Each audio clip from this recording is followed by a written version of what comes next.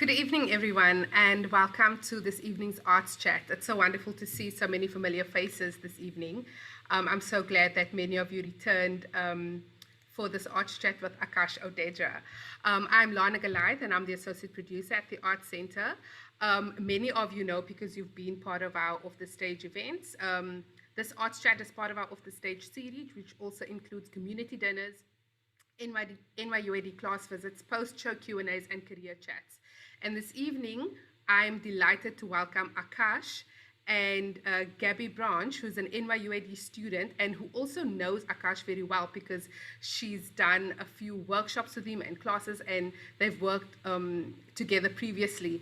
And we've been keeping Aakash very busy over the last 2 weeks with our virtual residency. I mean, just in the last week, he's done class visits, interviews, post-show Q&As, a community dinner, workshops, and now this evening's arts chat. So we still have one more workshop that you need to do with us, Aakash. So we're not letting you off the hook yet. So without any further ado, I'd like to hand over to Gabby and Aakash to get us started with this evening's arts chat on social impact and dance. Good evening, everyone, and good evening, Aakash. Firstly, I want to say what an honor it is to be interviewing you tonight because taking How Movement Makes Meaning with you in my freshman year remains one of the highlights of my college experience, and that was 4 years ago. So I'm really excited to get to know you better today, and I'm really sure that the viewers here are as well. But before we start with like the big questions, this is a talk about how dance became your form of expression. So the first thing I want to ask you is, in one movement or gesture, one form of movement, can you tell me how you've been doing recently these days? With one movement? Yes. That's I will leave it up to everyone to interpret what that means. But I hope that we could discuss this later. But so as Lana said, and as those who've read know about this discussion, you were diagnosed with dyslexia at a pretty young age. Would you be able to share how growing up with dyslexia shaped your view of the world? Sure. Yes, Gabby, it's equally an honor to be interviewed by you. You always had this sort of halo, sun-shining, inquisitive energy always about you. And even if a person is exhausted and they see you, all of a sudden the energy goes through them and we are all sunshine, moonlight. And this is a dance that you choreographed, right?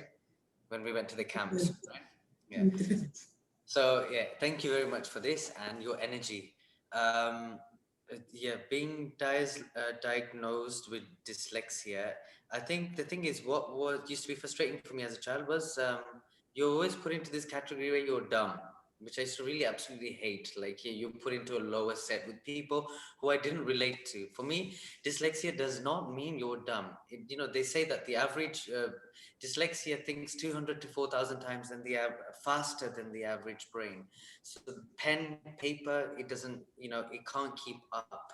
The patterns are so quickly that you find the result very quickly. You may not know the process. And in our systems, often they're asking you about the process. And we are also given a one system to fit all, educationally speaking, especially back in the days when I was studying. So it's really difficult because on one hand you really want to fit in and you try very hard to fit in, and on the other hand you don't, and that's not celebrated. So I think the celebration, so to speak, happened to me much later on when I realized that actually viewing the world differently is a blessing, not a curse. I think this viewing the world separately or differently gives you your individuality as a dyslexic person. And I'll give you one simple example, maybe that can sort of sum up. If I couldn't spell a word, I would find a sentence to compensate for that word. So very earlier on, I learned to find pathways around obstacles. And these pathways, I could call them creative pathways or creative neurological pathways as well. So I felt like the sense of creativity was being amplified and created in me. Just to function in a normal world, I had to be very creative. A, how to mask myself. B, how to tackle the task in front of you. So automatically, there was always this thing where I was problem shooting, problem solving. So viewing the world as not as what it may seem, but the problems in a different way, and sort of finding creative solutions. So for me, the world was about creative navigation in and around it, in the education system and outside. So visually, I would always see things differently as well. If I was to see a board with letters on it, I would view those letters. It was almost like they jumped out from the page for me. They had a life of their own. And other than that, why did I have to look at a board when I can look out the classroom window, look out at the sky, and go into the world within, which was far more interesting than what was around me. So I felt like the sense of reality and the non-real world, the world of imagination, sort of blended in this confluence, this river of creativity. And this river gave birth to like a new vision for me, or a way of viewing the world very poetically. Wow. Wow. I'm really glad, like, fortunately for us, that this river, you found this river, and that creativity was so apparent in your life.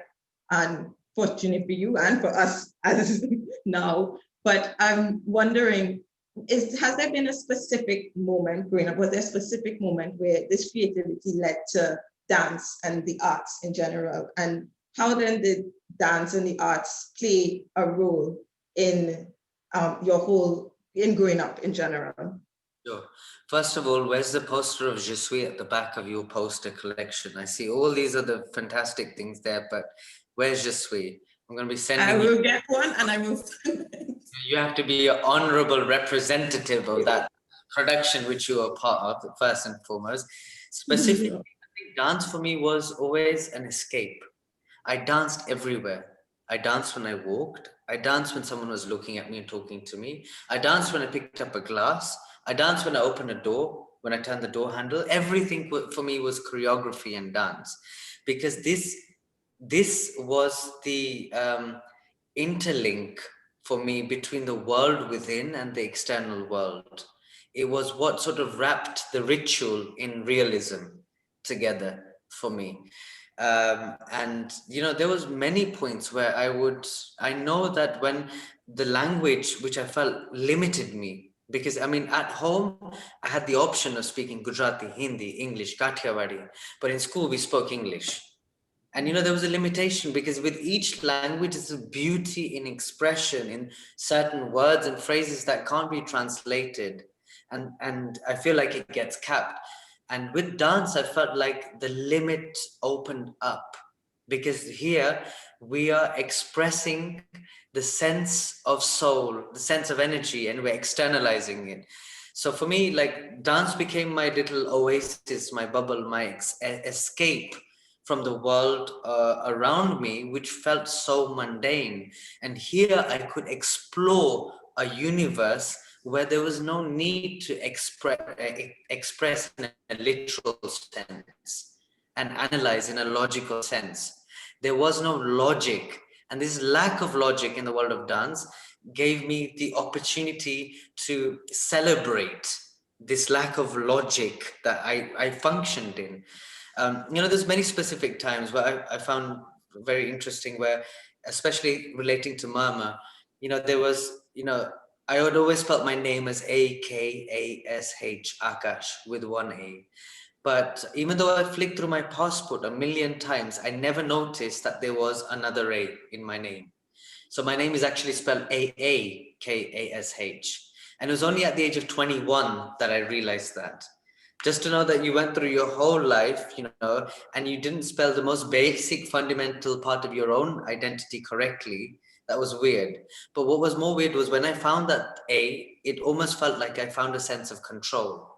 So that applied in my dance as well, in my movement, in my thinking practice. Because for me, dance isn't just physicality. I don't have to physically move to dance. I can stay still and dance in here, in these two places, you know, because that's my interpretation and sanity into this world. So, when I this story, when I said it to someone, they said, oh, that would be really great, that you can share this story. And that became a production. So for me, first it was about masking dyslexia, hiding it, making sure no one finds out. But as soon as I did this production, it was about unraveling, opening those doors, and actually telling everyone I have dyslexia, because then it allowed many more people to connect to that and say, we also have it as well.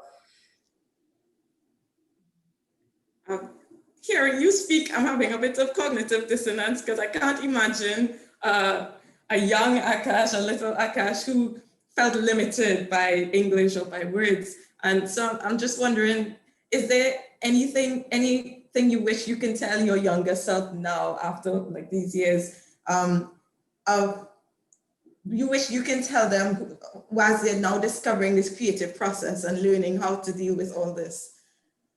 What's really interesting is when I've been asked this question in the past, what would you tell young Aakash? Well, maybe I wouldn't tell young Aakash anything, because I felt like I had to go through all of those experiences, all the oppression, all the frustration, because if I had not, I wouldn't have looked for a creative channel. Maybe I wouldn't have focused on a creative channel so much. And I felt like if I now in the lockdown, I've had time to reflect on life, and it feels like everything I had dreamt of looking out my window. And I lived in Birmingham. I went to school a lot in Birmingham. Very dull environment. I always say it's the land where dreams come to die. I mean, it's really horrible, and it just doesn't click at all.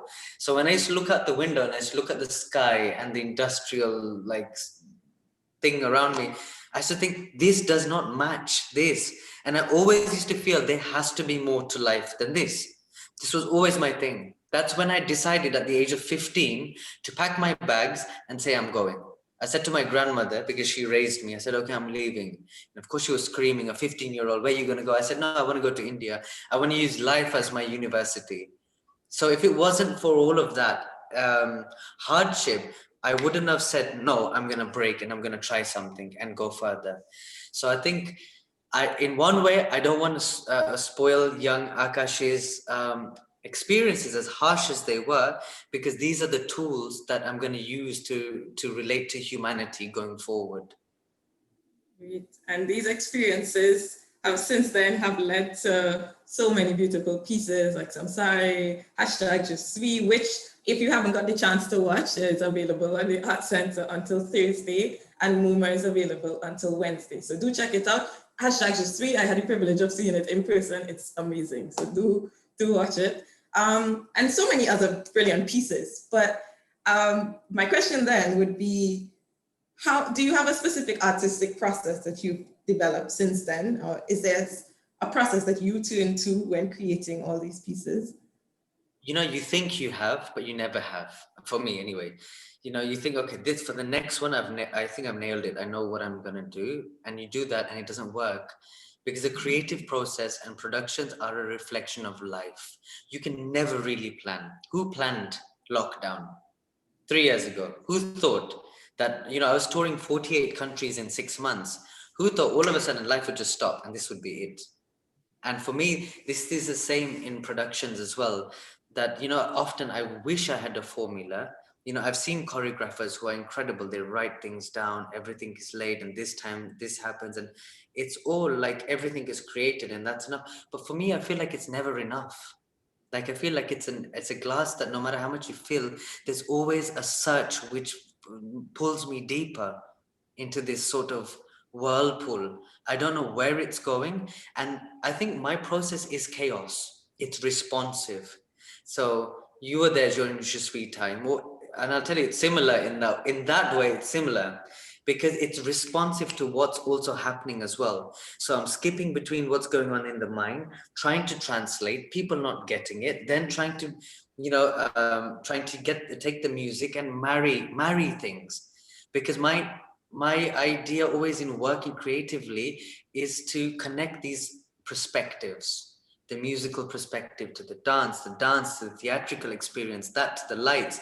So basically you're connecting multiple sort of neurological networks into one brain. And I think sometimes that causes a lot of chaos. But I think through the chaos is born, what's born is honesty. And I think that's why I can't sit and plan and make it, very sanitized. I can't. I feel like the process has to be organic. And believe me, most of the time, you have artists saying, oh, I love the process, I enjoyed it. And I'm the opposite. I hate the process passionately. It depresses me. It really depresses me. It just pulls me into this, because you're pulled into a different world altogether. And there's questions that you're trying to find answers to, which don't necessarily have answers. But by the end of it, somewhere inside me, once I've finished, I know that I put it out there, and then I know that, okay, you've done your best. And you've done absolutely everything that you could in your capacity to put it out there. And for me, that's roughly sums up the process. And of course, I do a lot of research, a lot of movement, thinking. And I think the most important thing for me is meditation. Because sometimes I think the answer doesn't come to me. And when I meditate, all of a sudden at 3 o'clock in the morning, it just goes bang. Just the thing which is meant to be there, it literally comes. In Samsara, we were lost with the sequence, and me and the assistant were there, and I said, I'm just going to meditate. It's about 4 a.m. And I just said, please help me find the answer. And I literally jumped out the meditation, and I said to Chengan, write it down. This is what's going to happen. A, B, C, D. It literally came like that. In Je suis, I was meditating, and I said, what is the thing? And it showed me cling film. The dancer gets wrapped in cling film, and that became an important part. In Mama, it was another thing. So for me, meditation is this sense of this subconscious sort of processing all the conscious information and then giving you an answer from afar and saying. So there's this sort of combination of spiritual and physical. And so my process is very like me, complicated. And I know a lot of your pieces you used as a source of empowerment or dealing with social issues that are relevant to you or that you've seen. But there's so many things to talk about in this world and so many things to be passionate about. How do you choose which discussions you want to engage in through your pieces, and how do you narrow down into what you're going to talk about? Sometimes you start off with an idea, like Mama, I can't remember what it started off. It starts off with an idea of something. And then very soon, often you think, you prepare a plant pot, you put soil in there, you put the seeds in there and you plant them in a certain way. You think they're going to grow in this direction, but 3 of them grow and 4 of them don't grow. Yeah. And out of the 3, only one blooms in the end. Production is like this. When you're talking about a subject, you sow, many ideas into the ground, but it's only the one which will in the end sort of last and stay. It's organic, it happens on its own. Sometimes you don't choose it. It's like I said, the universe chooses it and says like, this is what it's going to be. Sometimes you may not even connect to that till the end, last moment where it opens its petals.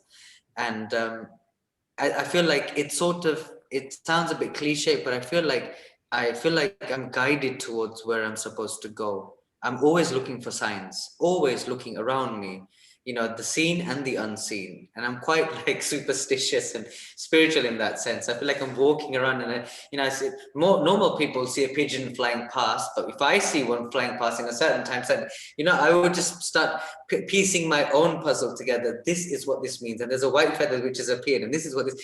So I start to pull my own sort of little conclusion as to what needs to be said and why. Wow. That being said, 2020 has been quite the puzzle with many, many pieces. Yeah. How has particularly the pandemic, but all events of 2020 in general, how has it affected your artistic process? So here I am. This is what I do the whole day. It feels like I sit in front of, no, but 2020 has been profound, I think, in many ways. You know, we managed to premiere Samsara, which we made over 3 years or 5 years, I can't remember. And the dancer was from China, and we had to premiere in Australia. I'll just leave you to do the imagination of how we managed to get across that. We premiered it in Melbourne and it became a super hit, and it was crazy. We didn't expect that for Samsara. After that, the Melbourne festival closed. So we were the first and I think the last, and it sort of ended there, but we managed to get in there. So we've been dealing with the pandemic before it really hit public. So we've been dealing with it from December and, you know, going through. So we did the premiere in March, and then we got back here 2 days later, lockdown started. But for me, lockdown was incredible. The beginning was incredible. Why? Because I had traveled so much. I was on a hamster wheel, constantly traveling, performing one thing over, onto the next production. You know, sometimes I would forget that I was, which piece I was performing where, you know, a piece from 4 years ago. So life was always full on. But when this lockdown happened, everything came to a halt. That halt gave me the chance to evaluate the previous 12 years or so, 10 years or whatever. It gave me the chance to actually appreciate and think about the places I went to, the people I met, to really find a connection. And most of all, you know, I did this thing which I wouldn't have got to do, which is I locked myself in my bedroom. I sat in meditation for 3 days, 3 nights, no food, no water, no getting up, no communication with the world, everything cut up just in one place. That experience felt like a caterpillar which cocoons itself and it's getting ready for metamorphosis. And when you emerge out of that shell and you've got your wings, the world is a different place. It's never going to be the same place. So that experience for me was profound. Just to be with yourself, just to face yourself, just to understand how the ink of emotions, you know, a drop of ink then circulates through your body, to sense how you've thought, and you know, and life around you was incredible. So for me, lockdown has given me an opportunity to view the world differently. Any situation, good or bad, if we can find a positive through it, then I think that helps our own growth as individuals. And ultimately, that's what we're here to do, to grow. Okay. I just want to share that we'll be taking questions very soon from the audience. So if you have any questions in mind, please, you feel free to start putting them in the chat. If not, start turning the wheels. I'm sure Aakash is very excited to hear what you have to ask as well. But I want to tie it back to your childhood a little bit, because the arts, it seems, has been always a way of reclaiming, like claiming your agency, using creative process to overcome your dyslexia, or to use it to discuss social issues, or even dealing with the pandemic and how you like reclaim your agency. I want to know how, and you've spoken about it a little bit, but how has the arts and dance and your artistic process, how have you used it to claim your agency during the pandemic and everything that's been going on? You know, I feel like I've done everything but dance during this time. But for me, this is the most important part, because I was also fed up of the physical in that sense as well, because I've danced for 20 years of my life. And when you've danced for that long, or you've been involved in a relationship for that long, you've experienced everything. Dance for me is like a relationship. You love it, you hate it, you can't live with it, you can't live with it, you argue with it, you laugh with it, you cry with it, all of this. So, you know, for me, to look at dance objectively outside myself is difficult, because it's always been such a part of life for me. So I suppose one of the most liberating things this time, and also the most frustrating things, was not to dance, you know, but to use the eyes of a dancer, the ears, the mind, the soul, to be able to take in information around you, around the world, what's happening, to be able to then use this perspective to be able to go inside and draw a sort of a perspective and a retrospect of your life. So I've used the tools that I normally use in dance, but not to dance, but to go to the creative within, and also to become an observer, because most of the time it's really difficult also for me to, when people, I don't get it myself when I'm doing a solo and people come to watch the show. I don't get it because I'm the object. It's hard to be objective when you are the object. So I never have understood my own dance in that way because I can never view it live. Do you know what I mean? I can't get the effect of it. So I have to find other connections. And for me, the dance has had a very different role during this pandemic time. I've used the tools that I use throughout my dance life, but in a very different way. On the opposite side, when I'm looking at myself and I'm just eating all sorts of junk and, in front of a laptop all day, and then I'm feeling like, oh, is this what they call knee pain? Oh, I get it now. Okay.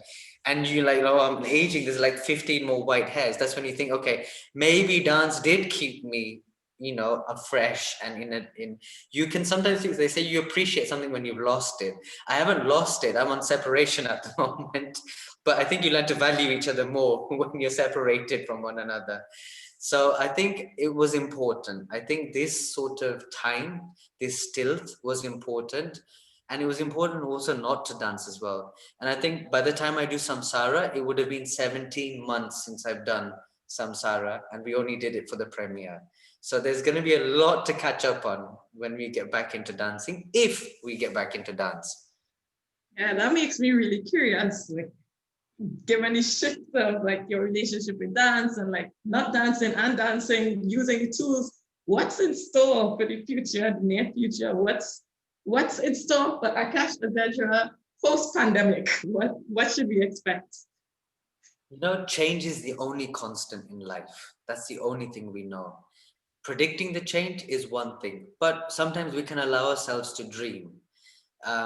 But during this process, you also realize that you can really dream, you can really aim for the sky, but sometimes it's best also to not forget the small things around you, the people who love you, who have appreciated, who have been there for you. And I think that is also epic and important. So for me, it's moving forward. It's strange because I want to still be connected to the world, because I feel that we've worked hard as a company, as people, to be connected to the world. But at the same time, I also want to connect to myself within, which means isolation. So I'm in this strange dichotomy in life, this strange place where I want to isolate myself, but I know I also need to be connected as well.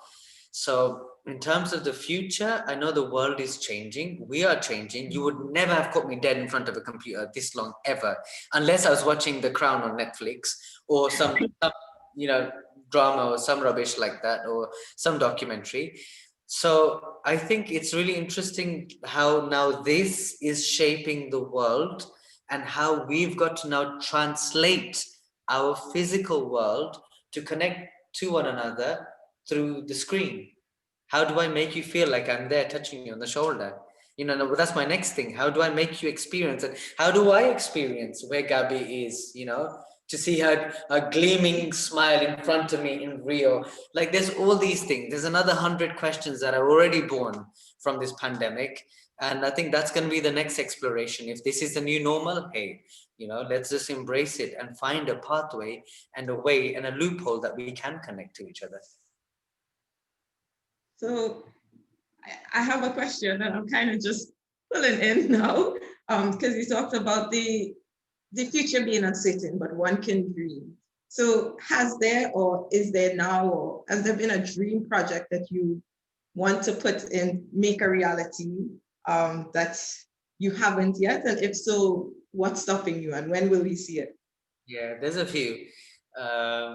One is, like I've always said, like my friends always say, if you made a movie on your life, no one would ever believe it, because it's so dramatic. It's so out there. And I've always said I'm going to write a biography. So I found the title in the lockdown of it.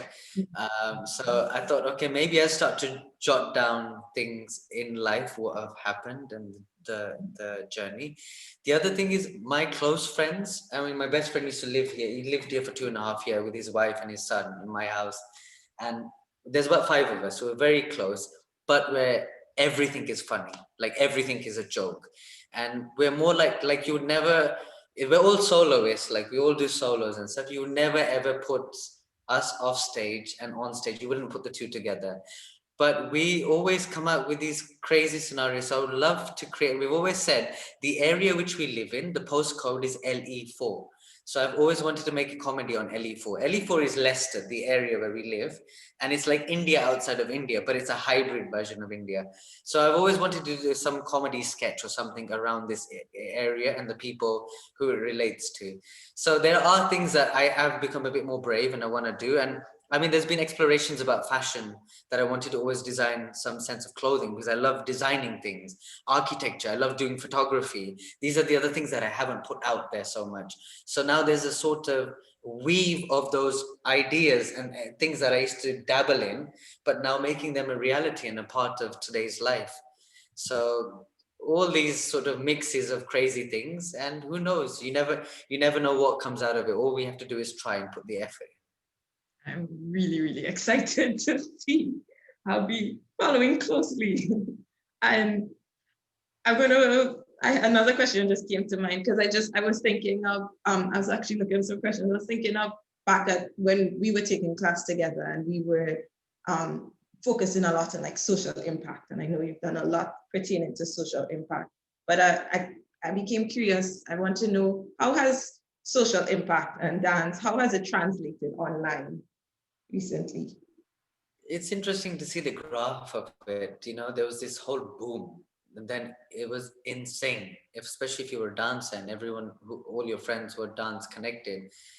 When Corona first came, it was like, I mean, the amount of videos being put out a day, and it was crazy. So it was just like this, and then you slowly saw a decline over time, you know, of this, and you had this whole yes, we're together, and da da da da, da, and then you saw the natural course of this, which happened and sort of go.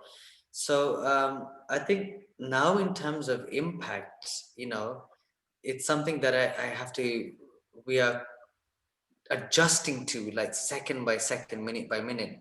Like the classes that we normally used to have, we used to have the Shaman Bollywood classes around England. We used to have like loads of branches. We had 1,000 students. You know, we went right down to a low number of students. But now we're just reevaluating how we reconnect to these students in a different way.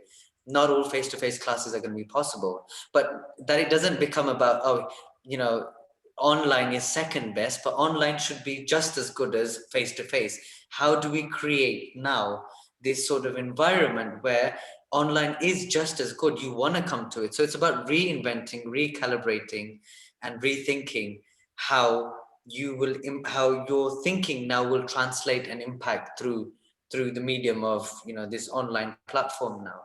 So yeah, we're still trying to answer lots and lots of things, and we've got lots of questions coming up ourselves. So, as I said in the beginning, how movement makes meaning changed my life. And you have been an inspiration to me, and also really changed my relation to dance. And I'm sure that there are many people who are listening on the Zoom call who can see or hear themselves through your story and can relate and feel inspired. Do you have any advice for anyone on the call or anyone who will watch this later who may who may feel similarly to you or may have a similar story to yours? I think breathe, you know, breathe and appreciate each breath, because we don't actually value and appreciate the gift of life in that sense. We think of life as this long journey, but each second is a journey within itself. If you can pull yourself into those mini seconds, that moment, and you're able to appreciate that point in time, I think that's really important. I think sometimes we look so far ahead, or we're so busy looking back, that we forget to be in this moment, because these are precious moments. So my only advice would be just keep breathing and appreciate each breath, because it's a gift. Life is a gift. Yes. I think we should all take a collective breath now. I'm wondering, since this is in relation to the Art Center and NYU AD, as students, do you have anything that you think we are responsible to do, and what social impact we should have within and without our communities as artists, as dancers, as creators? Are you asking me or the students? Sorry. I'm asking you, what do you think our responsibilities are? The responsibility, I think, you know what the most important thing is? We all get inspired, but these are the questions we ask ourselves, because everything has a place in life. Every cockroach, every ant, every person. You know, we think, what does our father do? Oh, he's a doctor. Mother, oh, she's in the house. She has a place just as important as the father who's a doctor. We all have a place, and it's about, you know, and it's not necessarily maybe one thing. Maybe there's a multitude of things that you have to do through the course of your life. They don't have to be as loud as a scream. They can be as silent as a whisper, but have the same effect as a scream. So it's about finding that sense of analysis within yourself to give justification to a cause which will push you forward. You know, your own questions, it will propel them forward. So I think it's about questioning yourself, not necessarily finding the answers, but questioning and maybe trying to go with those questions and finding avenues that will suit that purpose for that moment in that time in life. Akash, I feel like I could listen to you whole day because you just keep like springing advice flowing. And I have to ask, how do you stay motivated? What keeps you so driven as an individual? You know, it is difficult at times, but I am responsive and I'm responding to the energy around me. So what you're seeing is a reflection, what you're hearing is a reflection of you. I'm talking to you. So what I'm also taking is the energy from you. So I think being responsive to the environment around you, because sometimes, you know, we think about what keeps us happy, but it's not about happiness. It's about observation, because sometimes you have to translate these things to yourself and also externalize it to other people and other things around you. So I think it's about observation, and I think observation becomes the inspiration. Remember that, especially now as a senior. We have one question in the chat from an audience member. That question is, what comes to mind first when dancing, music or movement? What triggers that first movement? That's that's an interesting one. Sometimes I can create music through my dance. I can hear it. Maybe you can't hear it. Sometimes I hear the music from the outside and my body wants to hear it, so it dances.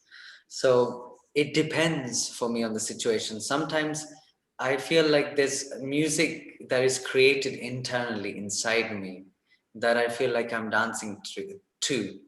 And sometimes it's as simple as like it could be a sound that I hear, or breath, or wind, yeah, or a bird or something that triggers a movement. Yeah. And sometimes if I clap my hands, a flock of pigeons will fly off. So I think they're both interdependent on each other. Movement and music are like a figure of eight. You can't really tell which one triggers which one and where which one begins and ends. And we have another question. What do you think you'll do differently post-pandemic in terms of your creative process? Post-pandemic. So that means after the pandemic, what will I do differently? I think we'll have to find out when I get there, because you know you can plan all the things in the world that when we get back, right now this is shifted. I think my cousin said something really interesting. Normally, when you would say, "Oh, you're ill, you can't come in," you know, your office would say, "Oh, don't come in, it's okay." Now they'll say, "Get on your laptop." There's no escape now. So there's a whole new way of working. You know, normally I would be excused out of many meetings because I was never available. I was always in a different country. But now we know that this has become the new normal. And, you know, sometimes it's creatives which, oh, I can't reach them because they're on the other side of the world. I need them in the room.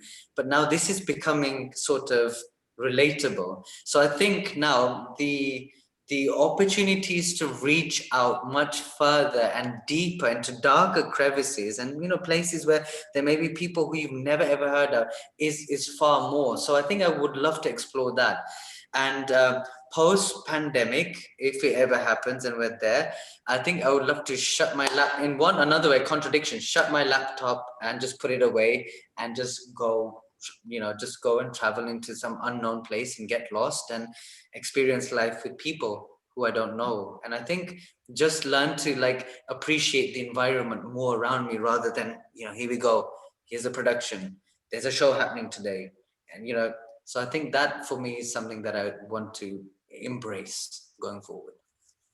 Speaking of appreciating your environment and the fact that you've traveled so many places, what is one thing that you'd say is unique to your experiences in the UAE versus all the other places that you've traveled to?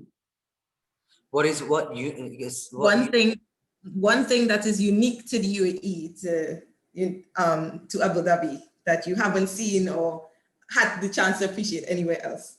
Well, I love the fact that I could leave my laptop there, no one would steal it. That's my experience. Once I was meeting someone, after we finished this week, I came back the next month there was a conference. There was on Sardiat Island, ironically, there was a conference, some club, and I was performing. And I was talking to someone and I said, let me just get my laptop. She said, no, just leave it there. It's fine. No one will touch it. And I was like, yeah, that is incredible. The UAE, maybe there's something about that. I mean, it might be me being naive, but what I do love is also, you wouldn't think if you had not been there, the diversity, the range of people you've got in that environment. It's incredible. You've got people from every background. It's almost like the internet. It's almost like lockdown and the connections we have through Zoom before lockdown and connect. Do you know what I mean? It's like everyone was sort of had this sense of connecting from all different backgrounds. And I think that's very unique there. And I feel like they're so progressive in so many ways. And I think this sort of creates a very unique environment and embracing now the future and people and their different opinions. So I think that's quite unique about UAE and also in particularly, of course, a university.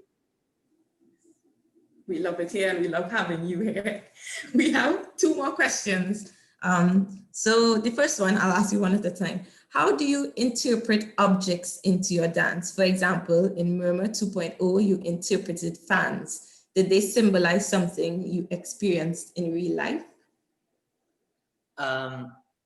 Yes, I do. I love taking props and making them a part of the work, whether it's a paper. In terms of Murmur and the fans, I felt like every object in that circle, in that confined circle of fans, had to have a life of its own. And I felt like the fans sort of it moved the energy in the space, whether it's through wind or creating this vortex. It moved the paper, it moved the material, the gauze that the projection was projected on, it moved that. And what it also did was it created a sense of chaos, but within chaos, there's a sense of order. So for me, the props become very quickly part of the piece. What I didn't want was, here's a dancer, there's a screen, I dance, there's the subject, and it becomes two different worlds.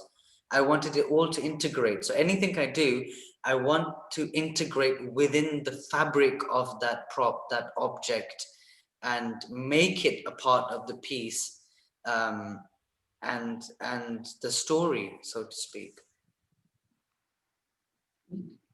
And the second question we have is breathe and appreciate breath. I think that's going to be the headline for 2020. Was an extremely powerful expression that I wrote down for myself. Breathing in general is such a significant part of dancing and exercise in general. When you teach dancing, do you spend a specific class or designated time on breathing exercises? How can breathing be taught to a person that has never really paid close attention to it? I think, they say better late than never. There's many things that I used to do connected to breathing. There's a certain point of power you think what runs our engine, it's breathing, sans, prana, chi. These are all the names for it, right? In different languages. It's the sense of breath that runs our engine. But it's interesting how little we know about how that breath runs our engine, or what is it. I used to do things as being, a young dancer, like put my hand on my heart, breathe in, hold my breath, and then I used to slowly let it out. And I noticed that when I breathed in, my heart was faster. And when I breathed out, my heart relaxed. So I knew that there was a sense of, there was a tool, there's a key to sort of be able to understand the body, how we can relax it. Because when we're relaxed, actually, we can take the most amount of information in. And in terms of breathing in my work, when I have to, yes, breath, I think, also evokes emotion as well. When you breathe in really fast and you're hyperventilating, it's building a particular state of mind, state of being. But when you're breathing and you're pushing away and you're sort of resisting, it brings a very different energy. So I think observation of your own breath, sometimes just to close your eyes and just to hear your breathing, I think gives you the power to understand this fuel that fuels our body and fuels our mind. So I do spend some time concentrating on that and listening to it. Sometimes it's really interesting. Try listening to silence. Just try listening to silence, because silence speaks to you. Next question just came in. How has dyslexia affected the way you convey your ideas to the people around you? I think now I can say that I sort of embrace it. I don't hide from it. And now, after all of these years, now finally I feel in my office, they're trying to make a dyslexic friendly environment. Otherwise, it was always me trying to fit into them. But I was like, hey, hang on a second. There's a lot of things, there's a system that has been created that I feel is so outdated. How can we advance in so many things, but yet there's, so many places in our academical, educational systems, which are fixed in so many ways, which have been running for centuries. We've never reevaluated them. So I feel like dyslexia for me was a creative solution to a problem in its essence. So when you had a problem, for me, it was finding a creative way around that, creative path around that. So I use this tool in everything, not just in my dance, to be able to find a creative solution to either convey, to go around, or to think. So for me, it doesn't just stop with the dance. I use the dyslexia because now it's become part of life. Creativity, it doesn't just limit itself to the dance and conveying the messages to the audience, but it's also about conveying the message or connecting the message to each individual that you come across in the day. Great. Before we wind down, if there are any more questions, feel free to put it in the chat now. I'll give 2 seconds. You can type it quickly. Let's see. Okay, if not, in keeping with how we started, and also just because I think movement is at the forefront of this whole arts chat. I remember we used to end with movement in our class. Would you be able to end with a short movement before we close up? Sure. After speaking to you, I feel like this. Thank you so much. Thank you, Aakash. That was the end. I'll pass it over to Lana now, who will close us off. Thank you so much, Gabby and Aakash. I could instantly see the connection between the two of you because I can see that you two work together very closely. I want to just remind everybody of the last workshop that Aakash is doing. Yay, we have one more event with Aakash, which is on the 8th of December, where we get to learn choreography from #YesWe.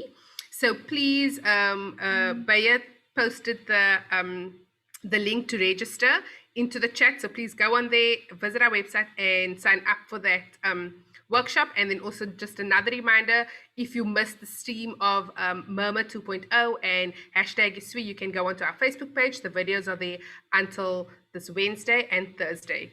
Thank you so much for joining us, everyone, and thank you, Gabby and Aakash. Have a great evening, everyone. Bye.